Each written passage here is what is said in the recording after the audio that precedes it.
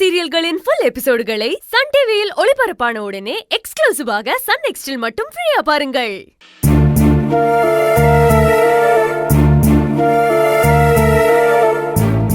கார்த்திக், சாப்பிடலாம் எந்திரி. வேணாம்மா, பசிக்கல, அப்புறம் சாப்பிட்டுக்கிறேன். மாத்திரை போடணும்டா. டாக்டர் வர நேரம். சாப்பிடலன்னா திட்டுவாங்க. கொஞ்சம் சாப்பிடு.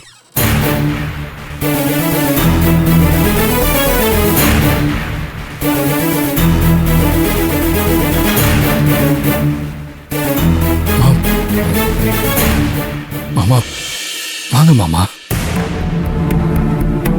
மாப்பிள்ளை ஏன் காலையிலேயே வந்திருக்காரு?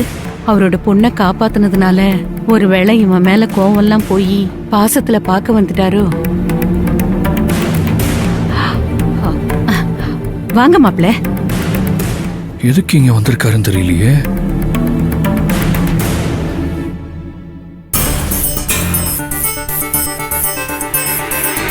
அத்தை, இவங்ககிட்ட நான் தனியா பேசணும். நீங்க கொஞ்சம் வெளியே இருங்க. தனியாவா? என்ன சொல்ல போறாரோ?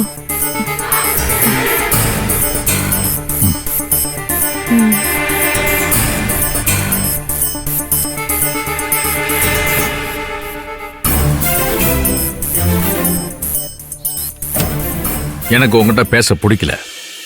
இருந்தாலும் இத நான் தான் பேசி ஆகணும். நீ இப்ப என்ன பண்ணிட்டு இருக்கன்னு தெரிஞ்சுக்க நான் விரும்பல. ஆனா இதுக்கு முன்னால் நீ பண்ண எதையுமே என்னால மறக்க முடியல. மாலினியை காப்பாத்திருக்க, தமிழ் பாப்பாவை இதுக்கு முன்னால காப்பாத்திருக்க, இன்னும் நீ என்னென்ன நல்லதெல்லாம் பண்ணிருக்கன்னு எல்லாரும் சொல்றாங்க. அதையெல்லாம் கேட்கும்போது நீ திருந்திட்டே நினைச்சு எனக்கு சந்தோஷமா தான் இருக்கு.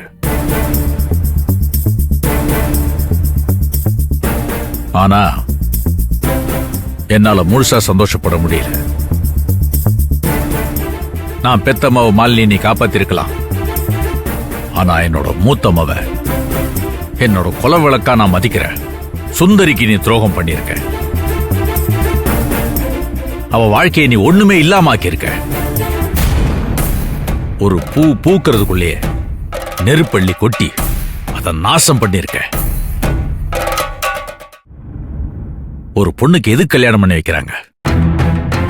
வாழையடி வாழையா குடும்பம் தழைச்சி செழிக்கணும்ன்றதுக்காக தான். ஆனா சுந்தரியோட வாழ்க்கை தொடங்கிறதுக்கு முன்னாலேயே முடிஞ்சு போச்சு. அதை என்னால மறக்கவும் முடியாது, உன்னை என்னால மன்னிக்கவும் முடியாது. எனக்கு என் மக மாலினியை விட என் நண்பனோட மக சுந்தரி தான் முக்கியம். ஏன்னா இந்த உசுறு என் நண்பன் போட்ட பிச்சை. அப்படிப்பட்ட நண்பனோட பொண்ண ஒரு நல்லவனுக்கு கட்டி வைக்கணும்னு மச்சான் தானே நல்லா பாத்துக்குவான்னு நினைச்சு ஒரு தப்பானவன் கையில புடிச்சு கொடுத்து அவ வாழ்க்கையை நானே வீணாக்கிட்டேன். நடந்த வரைக்கும் போதும். தயவு செஞ்சு நீ இந்த ஊரை விட்டு போயிடு. இதுக்கு மேல சுந்தரி கிட்ட இருந்து குழந்தைய பறிக்கணும்னு நினைச்ச, இல்ல அவளுக்கு டார்ச்சர் கொடுக்கணும்னு நினைச்ச, நான் இருக்க வரைக்கும் அது நடக்காது. அவ மேல ஒரு தூசு படக்கூட விட மாட்டேன்.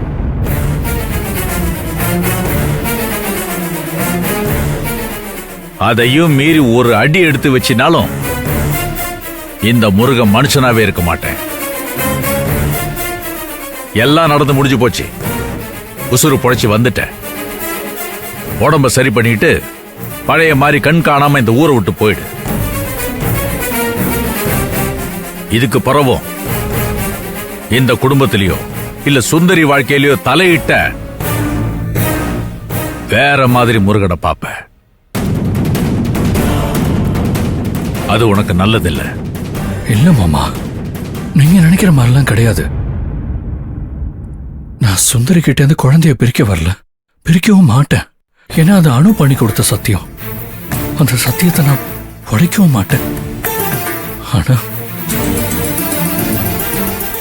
எனக்கு என் குழந்தை கூட இருக்கணும்.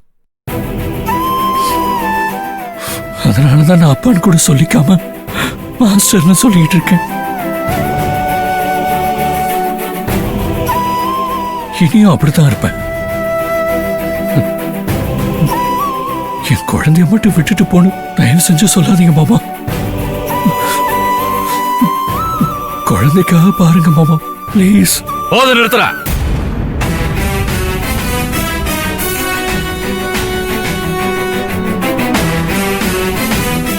உன் நடிப்புக்கெல்லாம் மசீரால் நான் கிடையாது.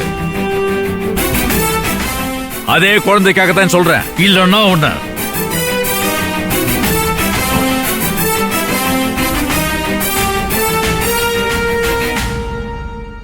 உடம்ப சரி பண்ணிட்டு ஊரை பார்த்து போற வழிய பாரு. அம்பிட்டுதான் சொல்லுவேன்.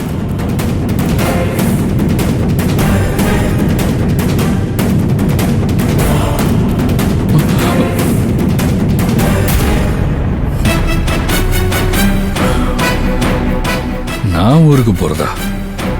அவ்வளவு சீக்கிரம் போயிடுவேனா? இப்பதான் பிள்ளையார் சொல்லியே போட்டிருக்கேன். இதுக்கே ஆடி போனா எப்படி மாமா? நான் பக்கம் பக்கமா புத்தகமே போடலான் இருக்கேன். ஆரம்பிக்கிறதுக்கு முன்னாடியே எண்டு கார்டு போடுறீங்களே. நீங்க சொல்றத கேட்டுட்டு பயந்து பம்புற பழைய கார்த்திகன்னு நினைச்சீங்களா மாமா? அதான் இல்ல. உங்க குல விளக்க நான் என்ன பண்றேன், எப்படி கதற விடுறேன்னு மட்டும் பாருங்க. இனிமேதான் நீங்க எதிர்பார்க்காத பல தரமான சம்பவம்லாம் காத்துட்டு இருக்கு.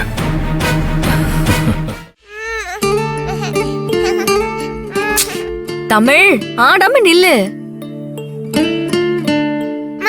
எப்போ ஹாஸ்பிடல் போலாம்? ஹாஸ்பிடலுக்கா? ஏன்? என்னம்மா மறந்துட்டீங்க? கூட்டிட்டு போறேன்னு ப்ராமிஸ் பண்ணீங்கல்ல. போலாம். மா எப்பமா போலாம்? போலாம் செல்லம். நீ போய் ட்ரெஸ் பண்ணி ரெடியா இரு. போ.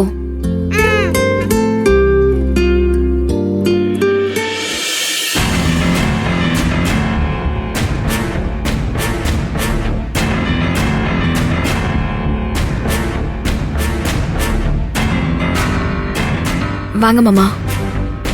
நிலுத்தா, முகமெல்லாம் வாடி போயிருக்கு.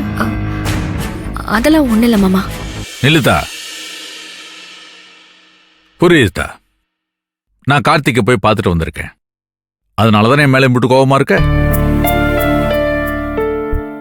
ஆமாத்தா, நான் போய் பார்த்துட்டு தான் வந்தேன்.